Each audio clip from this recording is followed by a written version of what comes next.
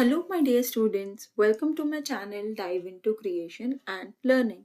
I hope you all are happy and healthy today. Sending you my warm wishes to all of you. Today, in this video, we will study chapter 2 of our English Marigold book of class 5. The name of the chapter is Wonderful Waste. So, before starting the lesson, I would like to ask you one question, that what do you mean by wonderful? Wonderful means amazing. Amazing बहुत बढ़िया, कोई ऐसी चीज जो बहुत अच्छी है, बहुत बढ़िया है, एकदम अमेजिंग है। एंड वेस्ट मीन्स कचरा, बेकार, जो चीज आपके यूज में नहीं होती है, दैट इज कॉल्ड वेस्ट। तो यहाँ पे जो चैप्टर का नाम है वंडरफुल वेस्ट। वेस्ट कैसे वंडरफुल हो सकता है, इस चैप्टर में हमें बताया है। This lesson also tells us that how a waste can be made into a wonderful thing, how our creativity can make anything out of a waste product. It also put emphasis on recycling and using our waste items. So let's start the lesson and know that how the waste is made into a beautiful product in the story.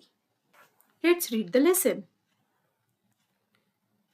Once the Maharaja of Travancore ordered a grand dinner in his palace. In the afternoon, before the dinner, the Maharaja entered the kitchen to survey the dishes that had been prepared for the feast.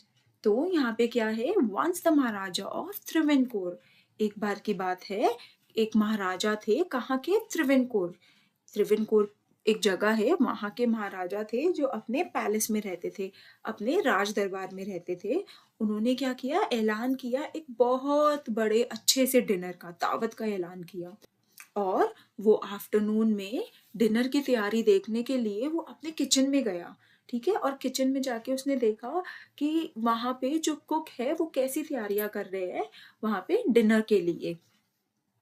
What are you going to do with those vegetable scraps? He asked the cook, pointing to the basket of scraps near the cook. The cook replied, "They are waste. We will throw them away." तो क्या होता है, जब महाराजा kitchen में जाते हैं तो वहां पे वो एक बास्केट में ना कुछ वेजिटेबल स्क्रैप्स देखते हैं, मतलब हमारे जो वेजिटेबल्स होते हैं उनके छिलके देखते हैं वहां पे पड़े हुए।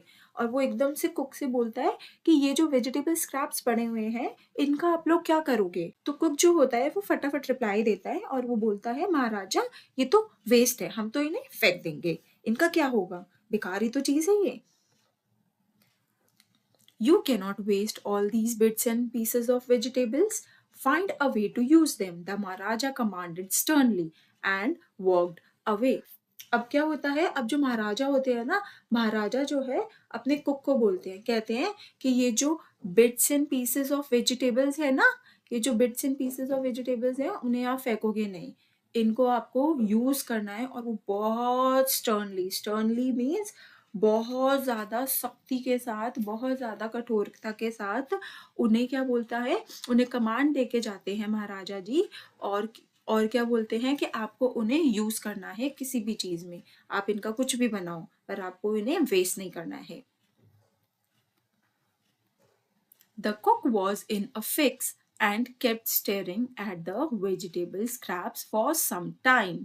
अब क्या होता है, अब महाराजा ने बोली है कोई चीज, हमें कमांड दिया है, तो वो तो कुक को पूरा करना ही है ना।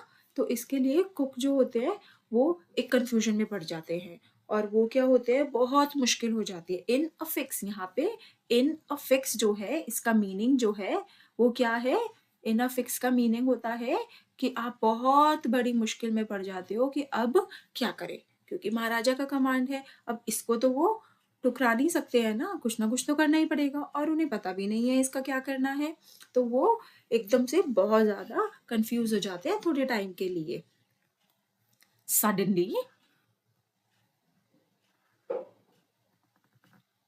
Suddenly an idea flashed across his mind. और एकदम से जैसे ही वो सोच रहा होता है कुक, वैसे ही एकदम से उनके दिमाग में एकदम से एक आइडिया आता है।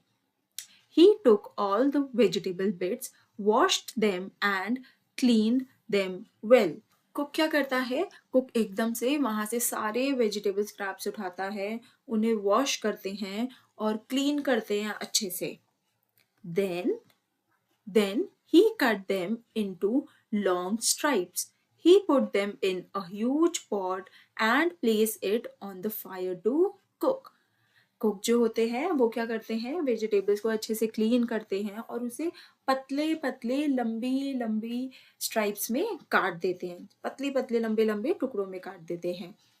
और काटने के बाद वो एक बड़ा सा पॉट लेते हैं, बड़ा सा पतीला लेते हैं कुक करने के लिए, और वो आग के ऊपर, गैस के ऊपर रख देते हैं उसे पकाने के लिए। Next he ground some fresh coconut, green chillies and garlic together. जब वो उसे चढ़ा देते हैं गैस पे तो उसके बाद वो क्या करते हैं, वो थोड़ा सा कोकोनट, ग्रीन चिलीज और गार्लिक लेते हैं और उसे ग्राउंड करते हैं, पीसते हैं। He added this paste and some salt to the cooking vegetables। और क्या करते हैं, वो जो पेस्ट बन जाता है कोकोनट, ग्रीन चिलीज और गार्लिक का, वो उन्हें किस में डाल देते हैं, वेजिटेबल्स में ऐड कर देते हैं। A tempting smell started coming from the pot। तो क्या होता है, जब वो सारे ये coconut, green chillies and garlic जो है ऐड कर देते हैं, उसके बाद वो जो पॉट होता है वेजिटेबल्स का, उसमें से बहुत अच्छी स्मेल आने लगती है, जिससे आपका मन ललचा जाता है। हम देखते हैं ना, जब घर में अच्छा सा खाना बनता है तो किचन में से बहुत अच्छी स्मेल आ रही होती है, जिससे आपके मुंह में पानी आ जाता है। तो that smell is called tempting. यहाँ पे टेम्पटिंग स्मेल वही ऐसी स्मेल है जिससे आपका मन ललचा जाता है, मुंह में पानी आ जाता है। ऐसे ही महाराजा के पॉट में से भी बहुत ऐसी टेम्पटिंग स्मेल आ रही थी। Now he whipped some curd and added it to the curry. और फिर उसके बाद वो क्या करते हैं, महाराजा कुक कुक क्या करता है, वो थोड़ी सी कर्ड जो है उसे विप करते हैं। विप मतलब फेंटते हैं, वो कर्ड को फेंटते हैं और उस कड़ी के अंदर ऐड कर देते हैं। He also poured a few spoonfuls of coconut oil and decorated the dish with curry leaves। उसके बाद क्या करते हैं, वो थोड़े से कोकोनट ऑयल जो होता है ना, उसके कुछ चम्मच लेके उस डिश में ऐड कर देते हैं, और उसे जब वो तैयार हो जाती है उसे करी लीव्स, कड़ी पत्ता बोलते हैं ना, उसे करी लीव्स के साथ डेकोरेट कर देते हैं। Lo and behold, the new dish was ready. फिर क्या बोलते हैं कुक, वो क्या कहते हैं, lo and behold। Lo and behold का मतलब है देखो क्या सरप्राइज। ये कुक के लिए भी बहुत बड़ा सरप्राइज होता है ना, कि कोई नई डिश वो बना लेते हैं। The new dish was ready, क्योंकि उन्हें भी अपने आप पे कुछ विश्वास नहीं हो रहा होता कि वो कुछ ऐसा बना सकते हैं, और वो भी किसी वेस्ट से। तो वो क्या बोलते हैं, लुक एंड बी होल्ड, देखो क्या सरप्राइज है कि एक नई डिश बन के रेडी हो गई है। The cook served this new dish to the guest that evening। Everyone was eager to know the name of the new dish। The cook thought and thought, then a name came to his mind। अब क्या है, जो cook जो है, वो जो new dish बनाता है उस शाम को अपने सारे गेस्ट को देता है। अब कभी भी हम कोई डिश बनाते हैं या खाते हैं, उसका कोई नाम तो होता है ना। ऐसे ही सब लोगों ने वो डिश खाते तो हैं, पर वो बहुत ज्यादा ईगर होते हैं, उत्सुक होते हैं कि वो इस डिश का नाम भी जाने। तो कुक ने तो ऐसा कुछ सोचा नहीं होता पहले से, तो कुक वहीं पे खड़ा खड़ा बहुत सोचता है, बहुत सोचता है, और फिर उसके दिमाग में एक नाम आता है उस डिश का। ही नेम्ड इट अवियल। उस डिश का वो क्या नाम रखता है कुक, अवियल। डिश का क्या नाम है, aviyal. Avial became famous all over Kerala and is now one of the dishes in a traditional Kerala feast. And imagine, it all came from a basket of waste। तो यहाँ पे आपको यही बताया गया है कि ये जो कुक है, इसने एक वेस्ट चीज से एक इतनी अच्छी डिश बना दी जो आज तक केरला में लोग खाते हैं। और ये जो डिश है इतनी ज़्यादा फेमस हो गई थी केरला में कि जो लोग अपने पूजा पाठ के परंपरा, जो भी ऐसे काम करते थे, जो भी दावत होती थी केरला में, वो आज तक लोग इस डिश को बना के खाते हैं। और सोचो कि ये कहाँ से आई डिश, ये एक बास्केट ऑफ वेस्ट से आई। मतलब एक वेस्ट से इस कुक ने इतनी अच्छी डिश बना दी है ना।